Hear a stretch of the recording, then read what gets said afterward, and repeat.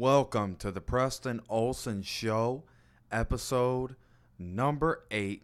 We are here, we are alive, we're in the building, folks. Ladies and gentlemen, we're in the man cave, the dojo, whatever you want to call it. We are here. We're live, we're ready to do this, we're ready to have a good time. How's everybody been? Glad I could be here. Glad I could do this. Very happy. Very, very happy. Today's show breakdown, basically we're going to talk about why the Republicans lost the governor races in Virginia and New Jersey. We're going to talk about the rival cryptocurrency to Bitcoin that is beginning to solve and take full effect. The other and last thing we're going to talk about is some sports and a little rundown of what happened this past weekend. I've been very busy, haven't been able to do anything the last 2 days. And what I'm doing right now is going ahead and enjoying life. And that's what I try to encourage here on this show is enjoy life, have a good time. I had to reject the call, so I got to let them know why I rejected the call. Hold on one second here.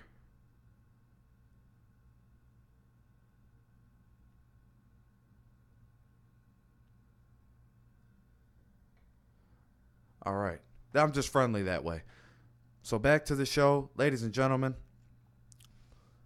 I just want to break down one thing here. One thing that's very important.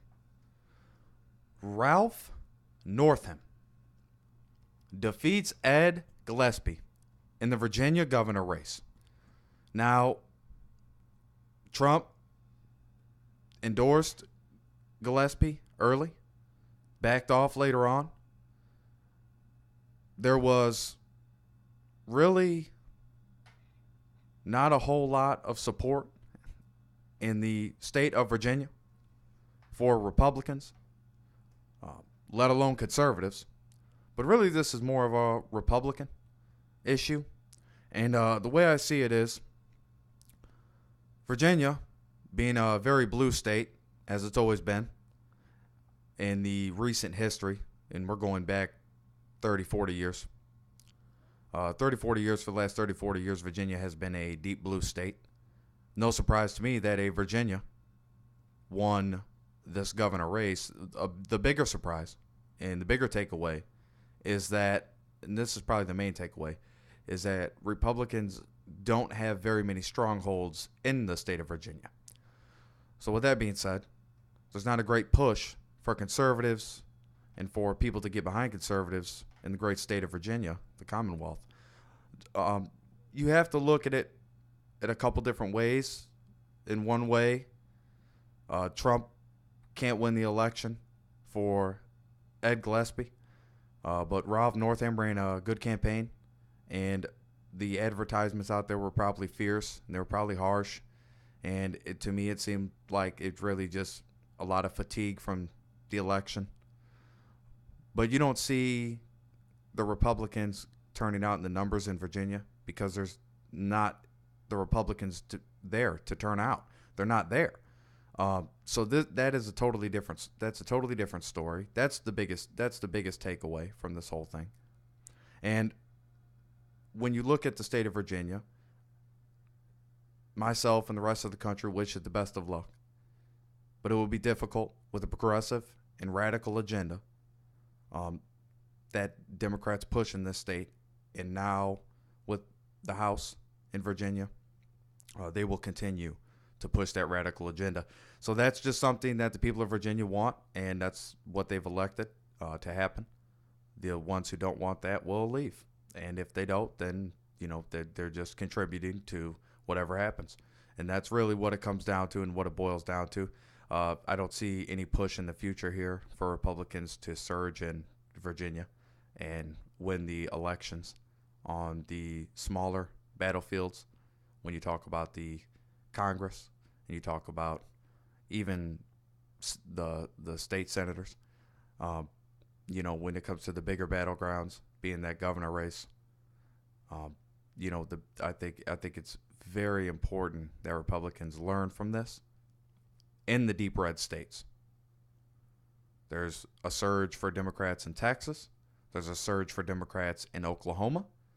And along the Deep South, there is a cause that the Democrats are believing in. But if you see what the mainstream shows us, they show us that the Democrats are trending not so well. Not doing as good as they were in 2008. Because in 2012, they really weren't doing well either. Things are starting to turn. People are waking up to the conservative cause. But this does not happen in every state, and this does not happen with every city. This happens with people who understand the cause and know that the cause is just. And it's justified because conservatives believe in a traditional value system, such as myself.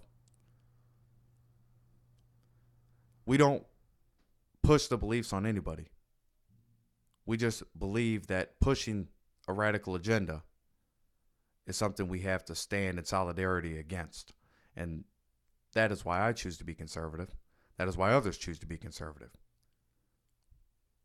We don't push our ideas because we want to do someone else in or have them come undone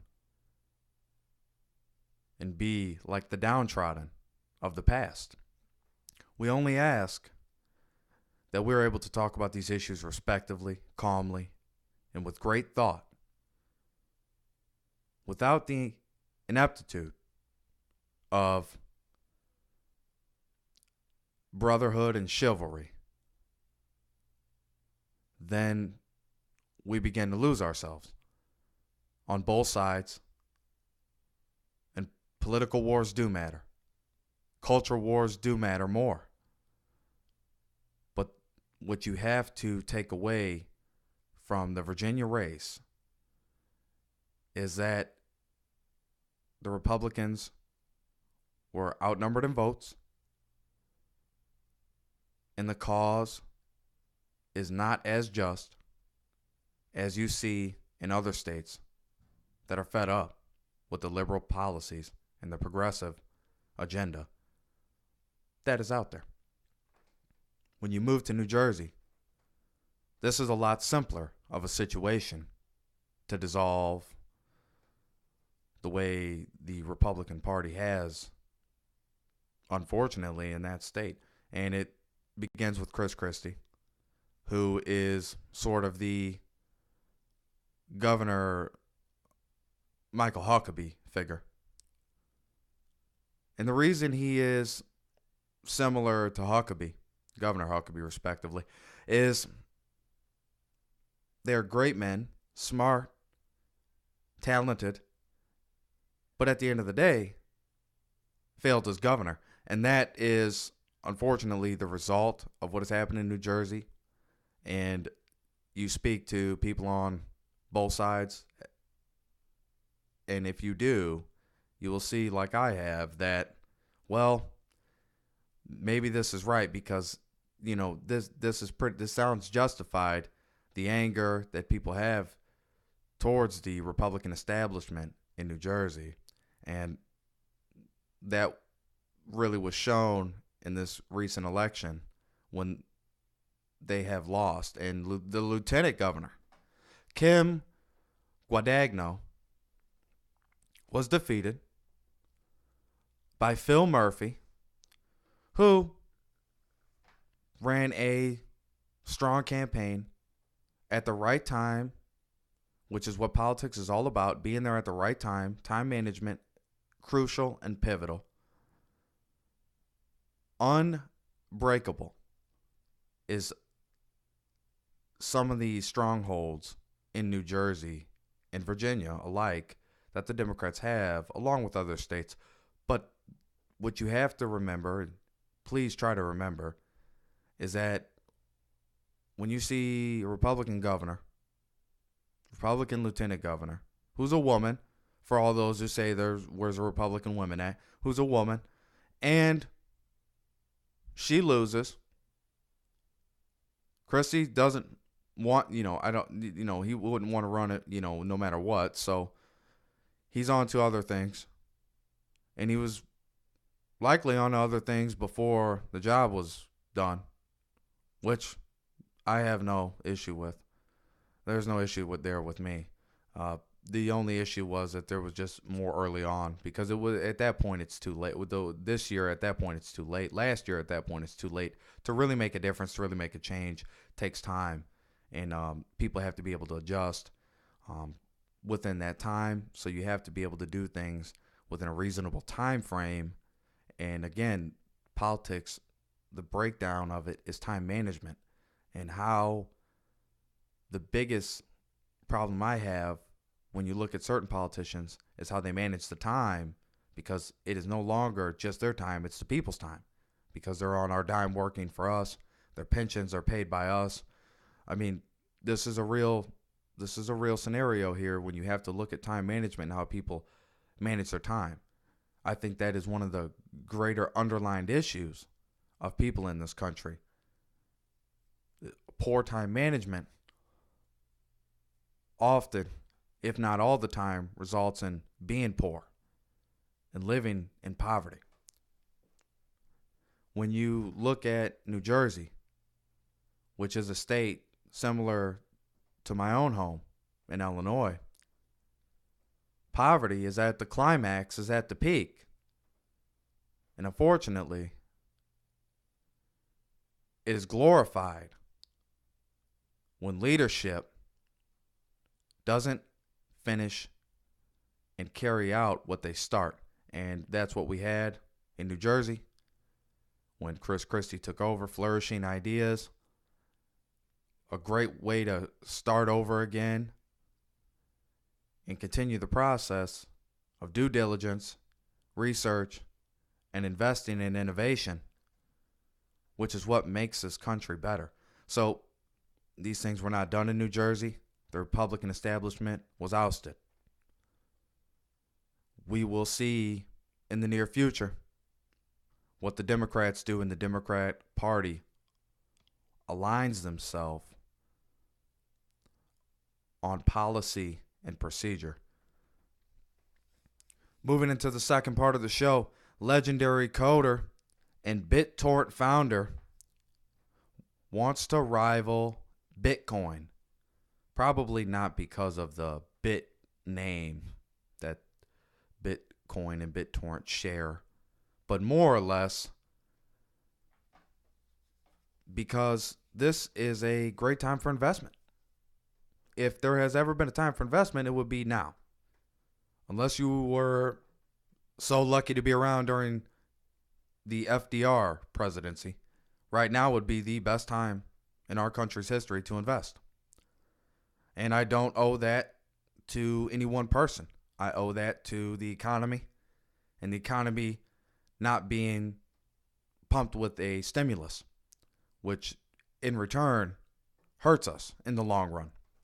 So with no stimulus, with no great stimulus package, you see how investing flourishes.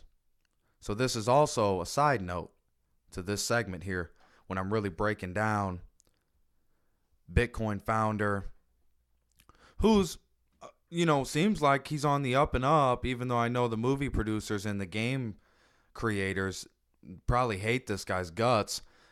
I'm really thinking that at the end of the day here, there might be some bad blood between him and the new company he started called the Chia Network. The rival currency name will be Chia. This is interesting. This is a very interesting scenario for Bitcoin, who just had a crazy turmoil-filled weekend, which resulted, in the end result to that weekend was major gains on the Bitcoin market. So there's a lot of positive signs with cryptocurrencies. You see in a lot of places where countries are starting to put the cryptocurrency through their commission, and very similar to our Chamber of Commerce, they're putting it through the system, and it's making it basically through the beginning stages when you talk about being a competitor on the financial market, in the financial world. So this is a great opportunity, and he's going to seize on that opportunity. And he has some strong words. This was first reported by TechCrunch. He has some very strong words here for Bitcoin. Now, the idea is to make a better Bitcoin, he says, to fix the centralization problems. Bitcoin founder, Mr. Cohen, believes that Bitcoin costs more to mine and produce than what it's worth. So he explains it by breaking down that not only does Bitcoin cost more, but it's based on proofs of work to verify the blockchain, because it's expensive to make a fake blockchain. So since they're using a real one, this one in the mining that goes behind it to operate low-cost electricity and natural chill air to cool the mining rigs. So if you think about that, there's not as much work being demonstrated. So Chia instead bases their proofs on space and file storage, which people already have and can use with no additional cost. So this was a nice article, and it was written by Josh Costine from TechCrunch, and it's a very nice article about when you break down Bitcoin and what it is. If you look at what he's coming up with, Bram Cohen, he teamed up with a lot of people Bitcoin did with at the start. So that's what's interesting. He teams up with a lot of people Bitcoin did at the start, starts it similar to Bitcoin. There you have it. Cryptocurrency called Chia. Their proofs of work are going to be based on storage capacity and file storage, which is easy to get and easy to get more of. So I think that is going to be relatively different in operating cost for Bitcoin. Here is where I stand. Bitcoin has put itself in the position to be number one, even when Chia starts to flood the market, which I predict it will. Just as Bitcoin did.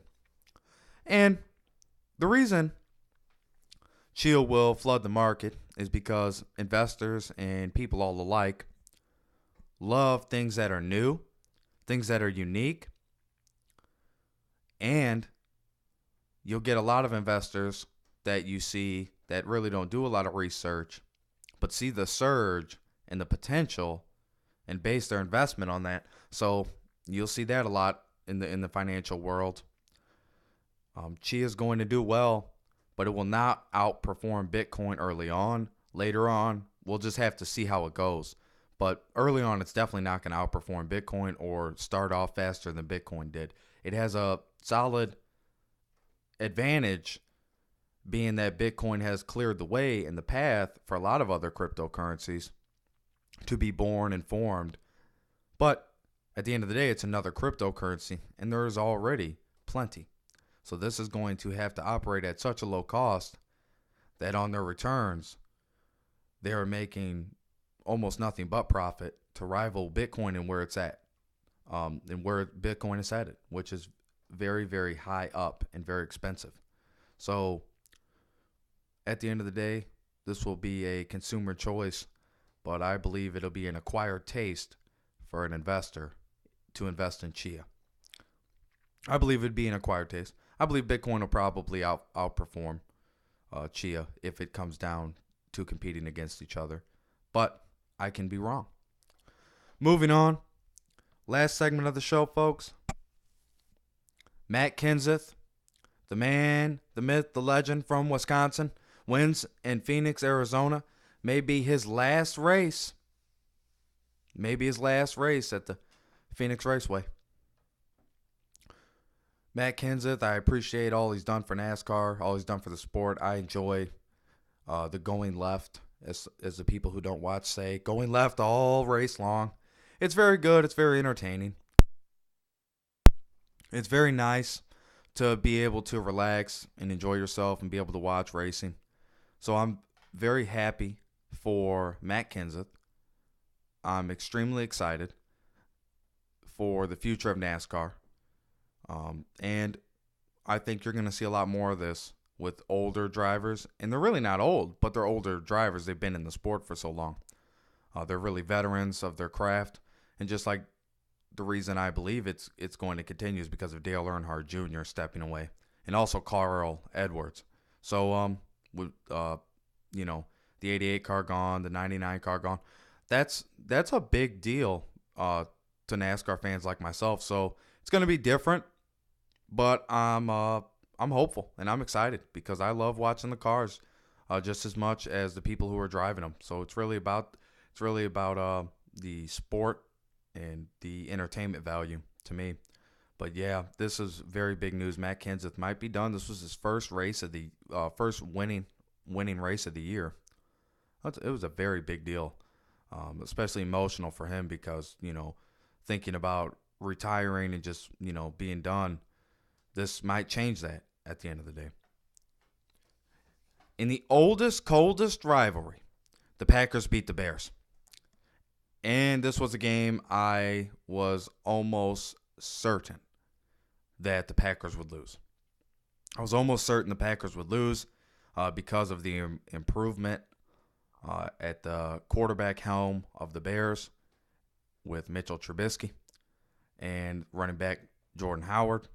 Very impressed with him, who's had an up and down season, as you've seen when the Packers defeated the Bears, who rallied late, but the Bears could not overcome the deficit. Very good game, very entertaining. I've seen signs of brilliance from Brett Hundley, and I'm hopeful for the Packers' future because Aaron Rodgers is going to come back, and he's going to come back firing on all cylinders, no doubt in my mind. That's where my money would be if I was a gambling man. But at the end of the day, I really think the Packers performed exceptionally well. And the Bears, they also really did some phenomenal things in that game that you've seen, that they have a young team, one of the youngest teams in the league. And they did some phenomenal things against a veteran defense that's crafty. So hats off to the Bears. Hats off to the Packers. What a great game. The oldest rivalry on the books. And my favorite rivalry in all the sports. So even if the Packers don't make the playoffs, winning 2 games against the Bears in one season does make up for losing those, for not making the playoffs or getting the playoffs and losing. So there's no doubt in my mind Aaron Rodgers will try to come back this season, but it will also depend on the shape of the offensive line, and that's what he's going to be watching game in and game out. So, ladies and gentlemen, just like the hands of time, I'm turning it over to you. Thanks for joining me on the Preston Olson Show, episode number 8. Have yourself a great night. We are over the hump. Wednesday's coming to a close, folks.